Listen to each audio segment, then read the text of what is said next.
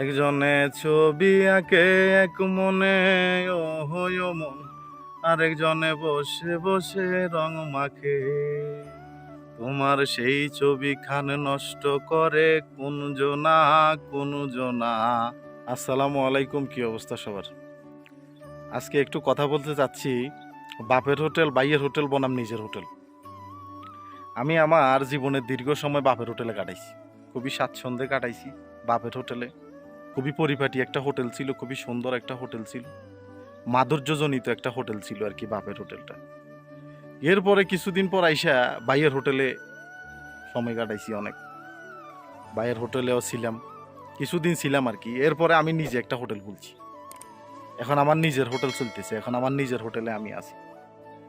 তো বাইয়ের হোটেল বাপের হোটেল বনাম নিজের হোটেল, এই হোটেলগুলোর মধ্যে তফাৎ কি? বাপের হোটেলে দীর্ঘদিন ছিলাম, ওই হোটেলে কোনো সমস্যা ছিল না, খাওয়া দাওয়ার কোনো অসুবিধা নাই, চলাফেরার কোনো অসুবিধা নাই, যেরকম ইচ্ছে ওই রকম চলা যায়, কোনো কিছু ধরে না, কোনো কিছু কেউ বলে না, কোনো কিছু নিজেরে করাও লাগে না।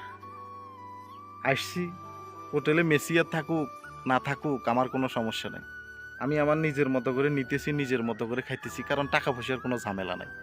টাকা পয়সার লাগেও কেউ বলবো না এই ভাই বিল দিয়ে যাও, ওই হোটেলের কোনো বিল দেওয়া লাগে না, বিলের কোনো ঝামেলা নাই, বিলের কথা কেউ আপনারা বলবো না। আপনি খায়া দায়া রেস্ট করিয়া বরঞ্চ হোটেল থেকে যাওয়ার সময় আমার 50 টাকা দাও, আমার 100 টাকা দাও, বাজারে যাওয়া লাগবে, আমার খরচ আছে। আপনি আবার হোটেল থেকে টাকাও পাইবেন। সন্ধ্যাবেলা যখন বাজারে যাবেন, হোটেলে আপনার যা মন চায় আপনি তা খাইতে পারবেন, যা ইচ্ছা তা করতে পারবেন, কোনো অসুবিধা নেই। এরপরে আসেন পরের হোটেলে, মানে শেষে যে হোটেলটা আর কি বাইয়ের হোটেল, ওইখানে কিছু বাধ্যবাধকতা থাকে যে তুমি আস্তে আস্তে এইটা করো, ওইটা করো, সেইটা করো, এই তুমি এইটা নিয়ে আসো, ওইটা নিয়ে আসো, এরকম বাধ্যবাধকতা থাকে, কিন্তু তেমন একটা জুট ঝামেলা থাকে না, তেমন একটা সমস্যা থাকে না, মোটামুটি সমস্যা থাকে আর কি। তারপরেও চলা যায়, জীবনটাকে টাইনে টুনে নেওয়া যায়, কোনো অসুবিধা না। ওই হোটেলে মোটামুটি কিছু সমস্যা থাকে, মেজর কোনো সমস্যা থাকে না, বড় ধরনের কোনো সমস্যা থাকে না। হয়তো টুকিটাকি কিছু করা লাগে, কিন্তু হোটেলে ওই বিল দেওয়া লাগে না, বিলের পরিবর্তে হয়তো মোটামুটি কিছু কথাবার্তা শোনা লাগে, এই হইল ব্যাপার। এবার আসেন নিজের হোটেল, নিজে যখন হোটেল দিলাম, ওমা, দুনিয়ার সব বিপদ আপদ দেখি যে আমার হোটেলের ভিতরে। ওয়াল্লাহ, এটা আমি কি দিলাম? সিটি কর্পোরেশনের ঝামেলা, সরকারের ঝামেলা, এই ঝামেলা সেই ঝামেলা, কারেন্ট লাইন টাইনতে হইব, বাতি লাগাইতে হইব, ওরে মা গো, দুনিয়ায় সব ঝামেলা আমার হোটেলটার ভিতরে। নিজে হোটেল দিছি, এখন আমি হোটেলের মালিক, কিন্তু সেটা বিষয় নয়। বিষয় যেটা, বিষয়টা হইলো মনে করেন মাঝে মাঝে আমার দৌড়ানি খাইতে হয়। কি রে বেটা, তোর হোটেলে নুন থাকলে চুন থা না, চুন থাকলে নুন থা না, অলদেঞ্চ তো মরিচ নাই, মরিচ আনছ তো তেল নাই, কি এর হোটেল তোর ইয়ান? আচ্ছা যাক, দুনিয়ায় জোর ঝামেলা সব কিছু নিয়ে এবার চলতেছে, আমার হোটেল চলতেছে, আমার হোটেল টুকিটাকি চলে, টুকটুক করে চলতেছে আর কি, নিবু নিবু অবস্থা। ওমা, কয়দিন পরে দেখি যে কিরে, হোটেলে দেই যে সবজিওয়ালার টেহা বাকি পড়ি যায়, মুদি দোকানের টেহা দন জানা, সালের আরো দালায় ঠুসি মাইতো চায়। কিরে বেড়া, টেহা কই? হোটেল যে তুই দিছ, তুই যে হোটেল চালু করছ, টেহা পয়সা তো দিতেস না, তোর হোটেলে টেয়ে এরকম কার, তোর চেহারা শুরুতে এরকম কার? বাপের হোটেলে বাইয়ের হোটেলে যখন খাইছিলে তখন তো তোমার চেহারা নাদুস নুদুস কি সুন্দর গোলালুর মতো আসিল, আমাদের তো চেহারা হয়ে গেছে কই অনসরের মতো।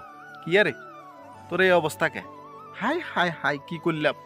হায় রে, আমার জীবনের দশা, আমার জীবন যে কোন দিকে যাইতেছে আমি নিজেও খুঁজি পাইতেছি না। মাঝে মাঝে কারেন্ট আলায় হুমকি দিয়া যায়, ভাইসা টেয়া টুয়া কিন্তু ঠিক মতো দিয়ে দিয়ে নাইলে লাইন কাটে দিন, পরে আন্ধারের ভিতরে থাকতে হবে। ওয়াল্লাহ, এ কি হোটেল আমি দিলাম, এ কি হোটেল আমার চলতেছে, আল্লাহ গো, কোন দিকে যাবো আমি?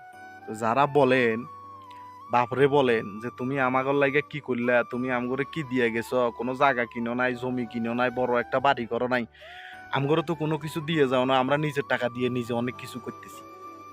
তাদেরকে ছোট্ট করে একটু বলতে চাই, ভাইয়া গো, বাপের হোটেলটা যে ছিল, ওই হোটেলে যে আপনি খাইছেন, ওই হোটেলে যে আপনি থাকছেন, ওই হোটেলে যে আপনি রং তামাশা করছেন, এটাই আপনার লাগে বড় কিছু ভাই। অন্য কিছুর আশা আর করার দরকার না, অন্য কিছুর আশা করেন না, শুধু দোয়া করে যাইয়েন। আল্লাহ গো, আমার বাপের একটা হোটেল ছিল, এই হোটেলে আমি খাইছি দাইছি, আল্লাহ আমার বাপরে তুমি সুখে শান্তিতে রাখো।